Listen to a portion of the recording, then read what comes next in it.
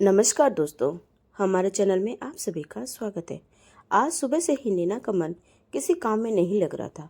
अपनी माँ का हालचाल जानने के लिए वह न जाने कितनी बार अपने भाई को फोन लगा चुकी थी। घंटी बजती और बंद हो जाती, लेकिन दूसरी ओर से कोई जवाब नहीं आता। दरअसल कुछ ही समय पहले नीना के भाई भाभी और माँ विदेश जाकर बस गए थे। वैसे तो 4 महीने पहले तक 65 वर्ष की उम्र में भी उसकी माँ चुस्त दुरुस्त रहती थी और घर के कामों में बहू की पूरी मदद करती थी। उस समय नैना के पिताजी भी जीवित थे और उनके घर में खुशहाली ही खुशहाली थी।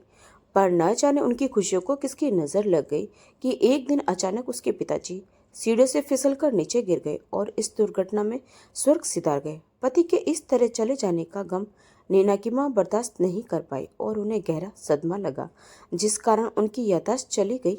यहाँ तक कि वे अपने परिवार के सदस्यों को भी नहीं पहचान पाती थी। डॉक्टर से इलाज करवाने के बावजूद भी उनकी हालत में कोई सुधार नहीं आया। अभी 3 महीने ही बीते थे कि नैना के भाई ने विदेश में सेटल होने का निर्णय ले लिया, लेकिन नैना नहीं चाहती थी कि उसकी माँ ऐसी हालत में कहीं जाए। उसके भाई भाभी का कहना था कि विदेश में चिकित्सा सुविधाएं ज़्यादा अच्छी है, वहाँ माँ की हालत में जल्दी सुधार हो जाएगा। नैना यही सब सोच ही रही थी कि तभी फोन की घंटी बजी। उसके भाई सौरभ का ही फोन था। नैना ने जल्दी से फोन उठाया और बोली, हेलो भैया, कैसे हैं आप? मैं कितने दिनों से आपको फोन लगाने की कोशिश कर रही थी, लेकिन आपने फोन ही नहीं उठाया।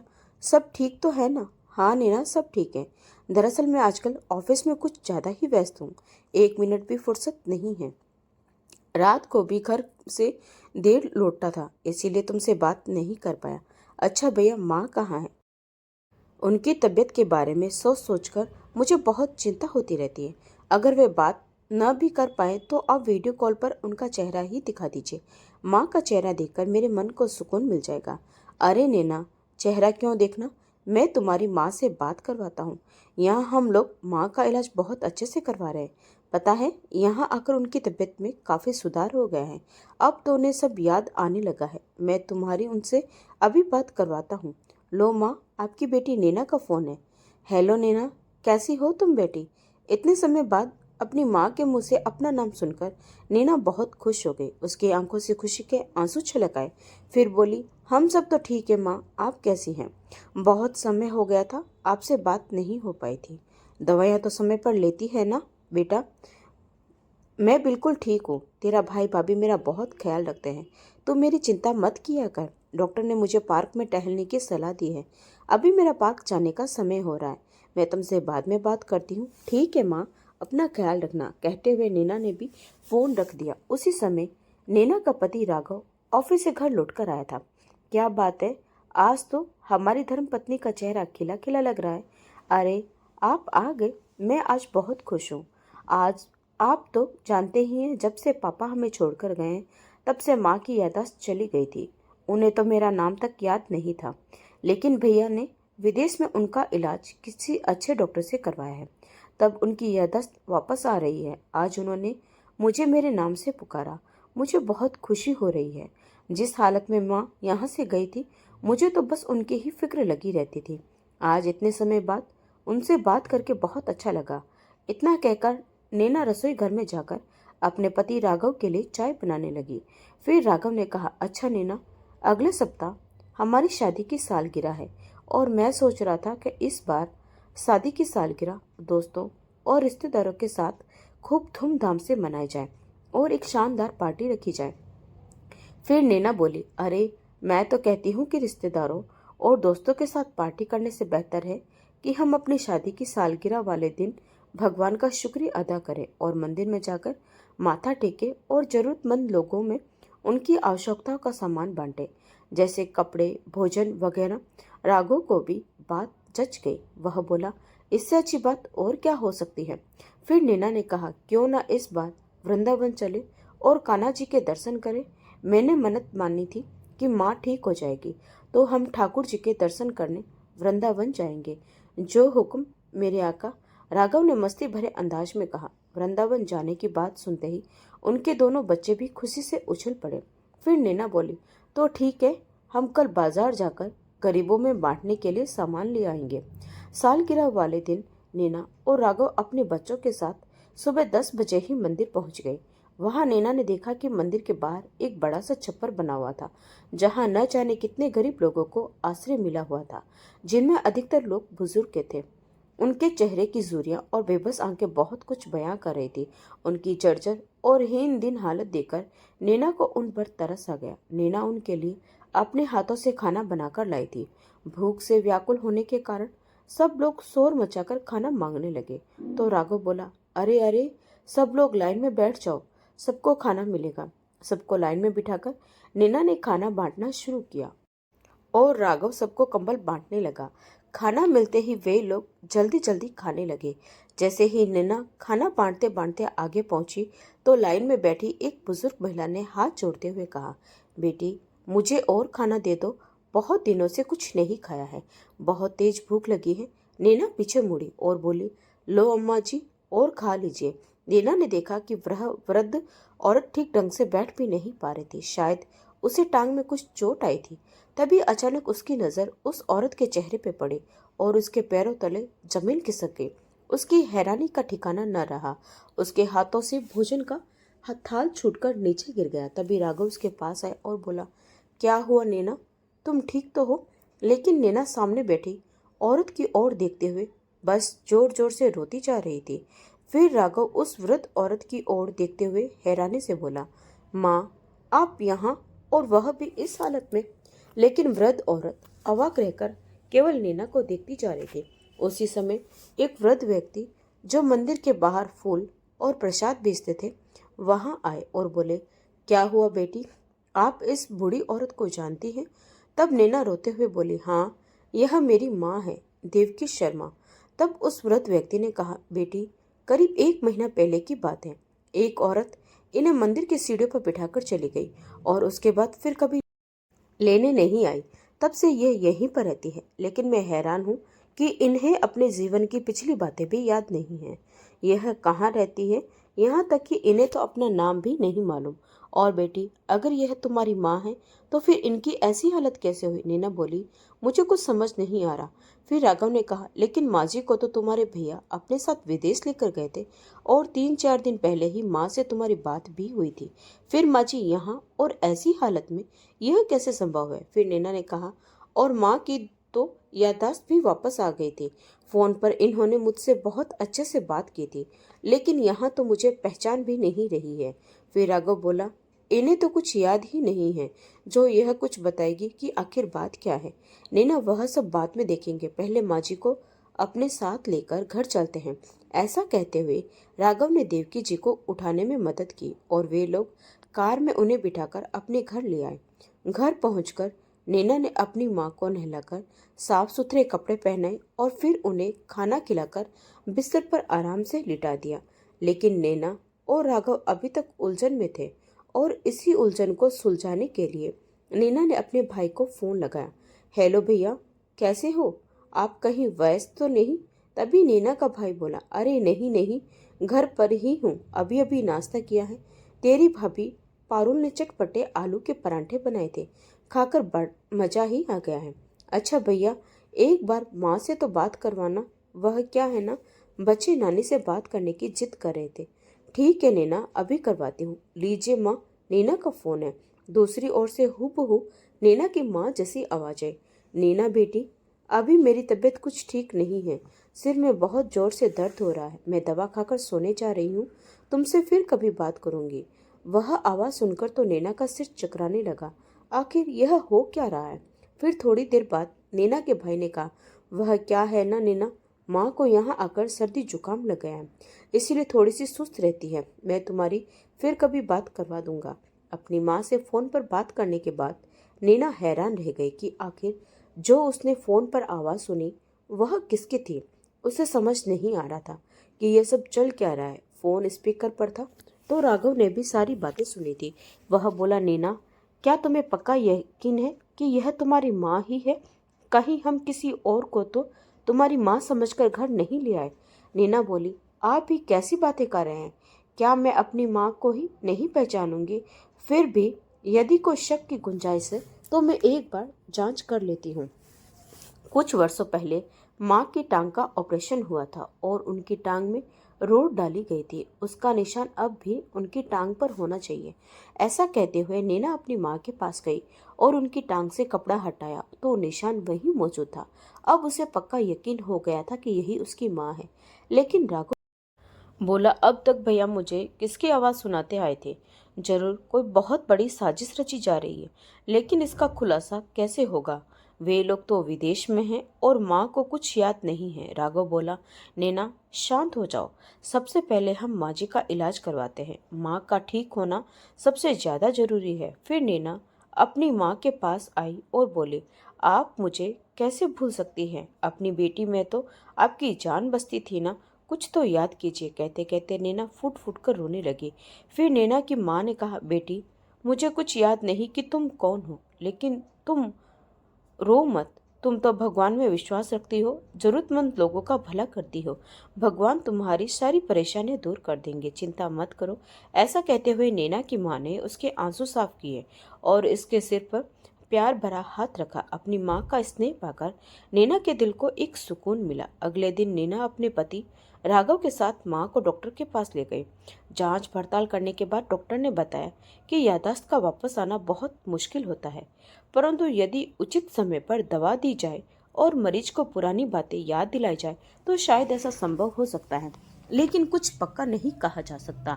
यह सुनकर नैना थोड़ी मायूस हो गई। वे लोग देवकी जी को अपने साथ घर वापस ले आए। घर पहुंचकर नैना ने सबको खाना खिलाया और माँ को दवा दी। जब देवकी जी सो गई तो नैना ने राघव से कहा, आज से पहले मैंने कभी खुद को कभी इतना लाचार महसूस नहीं किया था।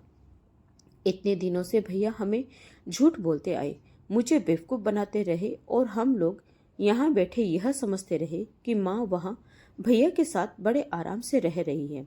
मेरे दिमाग में एक बार भी यह बात नहीं आई कि जितनी बार भी मैंने भैया से माँ से वीडियो कॉल पर बात करवाने के लिए कहा तो उन्होंने हर बार कोई न कोई बहाना बनाकर बात टाल दी। राघव बोला, लेकिन नैना यह समय बैठकर आंसू बहाने का नहीं है, बल्कि कोई कड़ा कदम उठाने का है। हाँ राघव, अपनी माँ के गुनहगारों में को मैं बिल्कुल नहीं छोड़ूंगी, लेकिन भैया इतनी आसानी से सारा सच नहीं उगलेंगे और अगर उन्हें यह पता चल गया कि माँ मेरे पास है तो वे यहाँ वापस भी नहीं आएंगे। इसीलिए हमें पहले उन्हें यहाँ बुलाने का इंतजाम करना होगा। कोई ऐसा प्लान बनाना होगा जिससे भैया खुद ब खुद यहाँ दौड़े चले आए। राघव बोला, नीना बस एक चीज है जो तुम्हारे भाई को विदेश से यहाँ आने पर मजबूर कर सकती है और वह है पैसा। तुम्हारे भाई की हरकतों से इतना तो स्पष्ट हो चुका है कि उसे केवल पैसे से ही प्यार है। तुम अपने भाई से कहो कि कल हमारे घर पर एक लेटर आया है जिसमें लिखा है कि माँ की पूरी 80 लाख रुपए की पॉलिसी मैच्योर हो गई है, लेकिन पैसा हासिल करने के लिए माँ का यहाँ होना जरूरी है। माँ के साइन करने के बाद ही वह पैसा अकाउंट में आएगा।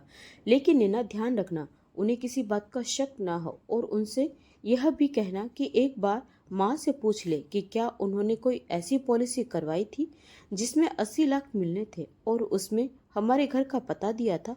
बात करते समय तुम्हारे भाई को यह भनक भी नहीं लगनी चाहिए कि माँ हमारे पास है। ठीक है राघव, मैं कल सुबह ही भैया से फोन पर बात करूंगी। इस सोच विचार में डूबी नैना कमरे में जाकर अपनी माँ के साथ बिस्तर पर लेट गई।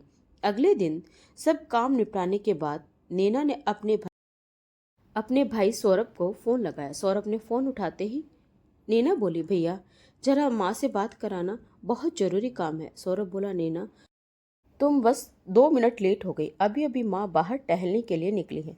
डॉक्टर ने उन्हें सुबह सुबह ताजी हवा में टहलने को कहा, इसीलिए पारुल उन्हें पार्क में लेकर गई है। लेकिन नैना ऐसा कौन सा जरूरी काम है, मुझे बता दो, जब माँ आएगी तो मैं बता दूंगा। तब नैना ने वही कहा जो राघव ने उसे समझाया था। इतना सुनते ही सौरभ की आंखों में नोटों की गड्डियों की तस्वीर नाचने लगी और वह बोला, नैना तुम्हें तो माँ की हालत के बारे में पता है, इतना लंबा सफर करना उनके लिए ठीक नहीं होगा। अगर मैं आ जाऊं तो चलेगा। नैना बोली, लेकिन भैया जब पॉलिसी माँ के नाम पर है तो साइन भी उनके ही चाहिए। फिर भी मैं एक बार बात करके देखती हूँ, शायद आपके आने से ही काम बन जाए, क्योंकि नॉमिनी में माँ ने आपका ही नाम लिखवाया है। यह कहकर नैना ने फोन रख दिया और अगले दिन सौरभ को फोन करके बता दिया कि उसके आने से भी काम बन जाएगा, माँ का आना जरूरी नहीं है। सौरभ बोला, ठीक है, मैं टिकट का इंतजाम करता हूँ और जल्द से जल्द पहुँचने की कोशिश करूँगा। नैना ने कहा, लेकिन भैया आप अकेले क्यों, साथ में भाभी को भी ले आइए। सौरभ बोला, हाँ वैसे भी बहुत दिन हो गए तेरी भाभी को अपने मायके गए हुए, वह भी वहाँ आकर अपने मायके वालों से मिल लेगी। वैसे भी यहाँ माँ की देखभाल के लिए फुल टाइम मेड है, वह माँ का अच्छे से ख्याल रखती है। यह बातें सुनकर नीना सोचने लगी कि कैसे एक के बाद एक भैया झूठ पर झूठ बोलते जा रहे हैं, लेकिन उसने भी ठान लिया था कि भैया की हर एक करतूत का करारा जवाब देगी। माँ की याददाश्त वापस आने के लिए उसने अपनी माँ को एक एल्बम दिखाई जिसमें पूरे परिवार की तस्वीरें थी, लेकिन देवकी जी उन तस्वीरों को किसी अनजान व्यक्ति की तरह देख रही थी। वह किसी को पहचान नहीं पा रही थी। जैसे ही उनकी नज़र अपनी बहू की तस्वीर पर पड़ी, वे कुछ असहज हो गई और बोली, इसे मुझसे दूर ले जाओ। गुस्से और डर के मिले जुले भाव उनके चेहरे पर आ गए और उन्होंने एल्बम उठाकर फेंक दिया। नैना समझ नहीं पा रही थी कि आखिर उसकी माँ ऐसा व्यवहार क्यों कर रही है। हर रोज शाम को नैना उन्हें घर के पास ही एक पार्क में ले जाती थी। वहीं एक बेंच पर बैठकर वह अपनी माँ को पुरानी बातें याद दिलाने की कोशिश करती, लेकिन उनकी तबीयत में कोई सुधार नहीं हो रहा था। एक दिन नैना ने फैसला किया कि वह अपनी माँ को उनके उसी मकान में लेकर जाएगी जहाँ वे हमेशा से रहती थी। शायद वहाँ जाकर उनकी हालत में कुछ सुधार हो जाए। जब नैना अपनी माँ को लेकर उनके घर पहुंची और मेन गेट खोलने लगी तो यह देखकर हैरान रह गई कि गेट अंदर से बंद था। तभी वहाँ एक बुजुर्ग औरत आई और बोली, अरे देवकी, कैसी हो तुम, बड़े दिनों बाद तुमसे मिलना हुआ। वह बुजुर्ग औरत देवकी जी की पड़ोसन राधा थी। नमस्ते आंटी, कैसे हैं आप, नैना ने कहा। राधा जी बोली, मैं ठीक हूँ बेटा, तुम कैसी हो और यहाँ कब आई। बस आंटी, कुछ दिन पहले ही मेरे पति का इस शहर में ट्रांसफर हुआ है। फिर उसकी माँ की ओर देखते हुए राधा जी बोली, लेकिन बेटी तेरी माँ मुझे कुछ ठीक नहीं लग रही। नैना बोली, क्या बताऊं आंटी, जब से पापा हमें छोड़कर गए हैं तब से माँ की यही हालत है। भैया ने भी माँ का बहुत इलाज करवाया, लेकिन हालत जस की तस बनी हुई है। राधा जी ने गहरी सांस लेते हुए कहा, अरे बेटी, तू इलाज की बात करती है, तेरे भाई भाभी तो तेरे माता पिता से कभी ठीक ढंग से बात तक नहीं करते थे। अक्सर तेरी माँ अपना दुखड़ा मेरे आगे रोया करती थी। मैंने उसे बहुत कहा था कि एक बार इस बारे में अपनी बेटी को खबर कर दे, लेकिन वह तुम्हें परेशान नहीं करना चाहती थी। जब तुम्हारे पिताजी जीवित थे तो अक्सर इस घर में लड़ाई झगड़े की आवाज आती थी। जिस दिन तुम्हारे पिताजी की मृत्यु हुई उस दिन भी घर में खूब लड़ाई झगड़ा हुआ था। और तुम्हारे पिता के जाने के बाद जब देवकी की यह हालत हो गई तब भी तुम्हारे भाई भाभी तुम्हारी माँ को अकेला छोड़कर घर को ताला लगाकर 4 दिनों के लिए घूमने निकल गए और घर की चाबी मेरे पास रख गए। इतने दिन वह बिना खाए पिए कैसे रहेगी, इस बात की उन्हें कोई चिंता नहीं थी। चाबी मेरे पास होती थी तो मैं जाकर उन्हें खाना दे आती थी। तुम्हें क्या लगता है कि तुम्हारे भाई भाभी ने तुम्हारी माँ का इलाज करवाया होगा। कहते कहते राधा जी की आवाज भर आ गई। यह सारी बातें सुनते सुनते नैना के दुख का ठिकाना न रहा और वह फूट फूट कर रोने लगी। राधा जी ने उसके आंसू पोंछते हुए उसे अपने घर के अंदर आने को कहा तो नैना खुद को संभालते हुए बोली, नहीं आंटी, मैं माँ को उनके अपने घर में लेकर आई थी ताकि उन्हें कुछ पुरानी बातें याद आ सके। तो राधा जी बोली, बेटा, अब यह घर तुम्हारी माँ का रहा ही कहाँ है। यह घर तो विदेश जाने से पहले तुम्हारे भाई भाभी बीत चुके थे। तभी नैना ने हैरानी भरे स्वर में कहा, क्या भैया ने यह मकान बेच दिया और मुझे पता तक नहीं। लेकिन पापा के जाने के बाद तो माँ इस मकान की मालकिन थी, तो भैया इसे कैसे बेच सकते हैं। राधा जी बोली, अरे बेटी, तुम्हारी माँ की ऐसी हालत ही कहाँ थी कि वह किसी बात का विरोध कर सके। लेकिन बेटी, वे तो देवकी को भी अपने साथ ही लेकर गए थे ना, फिर ये यहाँ कैसे, राधा जी ने पूछा। तो नैना ने रोते हुए उन्हें सारी बात बता दी। सौरभ की करतूत सुनकर राधा जी आश्चर्यचकित रह गई। फिर नैना बोली, अपने माँ पिताजी के एक एक आंसू का बदला मैं उनके गुनहगारों से जरूर लूंगी। तब राधा जी बोली, बेटी, कभी किसी काम में हमारी कोई मदद चाहिए हो तो बिना झिझक बताना। कितनी जिंदा दिल हुआ करती थी मेरी सहेली देवकी, और बेचारी पर न जाने ऐसा क्या बीता कि इसकी यह हालत हो गई। दुख मन से नैना अपनी माँ को लेकर घर वापस आ गई। कुछ दिन बीते तो नैना का भाई सौरभ भी अपनी पत्नी के साथ भारत पहुंच गया। सौरभ के घर पहुंचने से पहले ही नैना ने अपनी माँ को एक कमरे में छिपा दिया। जब भाई भाभी घर पहुंचे तो नैना और राघव ऐसा व्यवहार कर रहे थे मानो उन्हें कुछ मालूम ही न हो। अभी 5 मिनट भी नहीं बीते थे कि सौरभ बोला, नैना पेपर्स पर साइन करने कब चलना है? तो नैना ने कहा, अरे भैया आप लोग अभी अभी तो आए हैं, यह सब काम भी हो जाएगा, इतनी भी क्या जल्दी है, जरा थोड़ी देर बैठकर चाय नाश्ता तो कर लीजिए। सौरभ बोला, अरे नहीं नहीं, दरअसल वहाँ माँ अकेली है और मुझे उनकी चिंता हो रही है। हम अपने लिए परेशान नहीं है, बस माँ के कारण जल्दबाजी कर रहे हैं। तभी उसकी पत्नी पारुल बोली, हाँ दीदी, आपके भैया को माँ जी की इतनी चिंता है कि वापस जाने के लिए उन्होंने कल सुबह की ही फ्लाइट की टिकट भी बुक करवा दी है। उसी समय नैना बोली, हाँ भैया, माँ की चिंता होनी तो जायज है। एक काम करो, माँ को फोन कर लो या फिर वीडियो कॉल ही कर लो, उनसे बात भी हो जाएगी और पता भी चल जाएगा कि वह ठीक ठाक है या नहीं। उसी समय सौरभ बड़बड़ाते हुए बोला, अरे नहीं नहीं, वैसे ही माँ की तबीयत ठीक नहीं रहती और इस समय वह खाना खाकर सो चुकी होगी। थोड़ी देर पहले ही मैंने मेड से बात की थी, उसने बताया था कि माँ अभी सो रही है, तो फिर क्यों उन्हें डिस्टर्ब करना, मैं बाद में बात करवा दूंगा। फिर नैना बोली, सच में कितनी चिंता है तुम्हें माँ की। चलो तुम्हारी चिंता मैं दूर कर देती हूँ, तुम लोग ना सही पर मैं तुम्हें माँ से मिलवा देती हूँ। इतना सुनते ही सौरभ और उसकी पत्नी हैरानी से उसकी ओर देखने लगी। उसी समय राघव देवकी जी को कमरे से बाहर ले आया। उन्हें अपने सामने देखते ही सौरभ और पारुल की आंखें फटी की फटी रह गई, उसके पसीने छूटने लगे। तो नैना बोली, अरे क्या हो गया भैया, आप इतना चौंक क्यों गए? आप दोनों को क्या लगा था कि इतना बड़ा कांड करने के बाद आप लोग यूं ही बच जाएंगे? अरे भैया, माँ की कोई पॉलिसी थी ही नहीं, वह तो सिर्फ एक बहाना था आप दोनों को यहाँ बुलाने के लिए। और देखो, आप लोग पैसों के लालच में यहाँ तक चले भी आए। पैसों के लालच में तो आपने माँ पिताजी का जीना हराम कर दिया था, तो फिर विदेश से यहाँ आना तो बहुत छोटी सी बात है। और वैसे भी माँ ने मुझे आप लोगों की सच्चाई पहले ही बता दी थी। अब आप दोनों वापस विदेश नहीं, जेल जाएंगे। नैना ने ऊंची आवाज में कहा। तो सौरभ कांपते हुए बोला, क्या क्या कहा तुमने? माँ ने तुम्हें सारी सच्चाई बता दी है? लेकिन माँ, यह सब तुम्हें कैसे बता सकती है? माँ, क्या आपको सब कुछ याद आ गया है? तो नैना ने कहा, अच्छा, तो इसका मतलब यह है कि तुम जानते हो कि हमारी माँ है। तो फिर यह बताओ कि तुमने अपनी माँ को ऐसी हालत में तिल तिल मरने के लिए क्यों छोड़ दिया? क्या तुम्हें माँ पर जरा सा भी तरस नहीं आया? इतना सुनते ही सौरभ की नजरें नीचे झुक गई।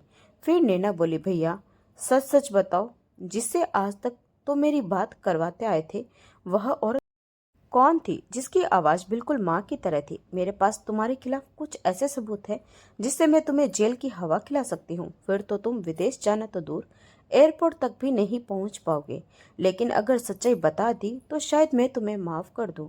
फिर सौरभ ने कहा, मैं हमेशा से ही विदेश जाकर वहां बसना चाहता था, और जब इस बारे में मैंने पिताजी से बात की और उन्हें मकान बेचने को कहा ताकि मैं विदेश जाने के लिए पैसे जुटा सकूं, तो पिताजी ने साफ साफ मना कर दिया।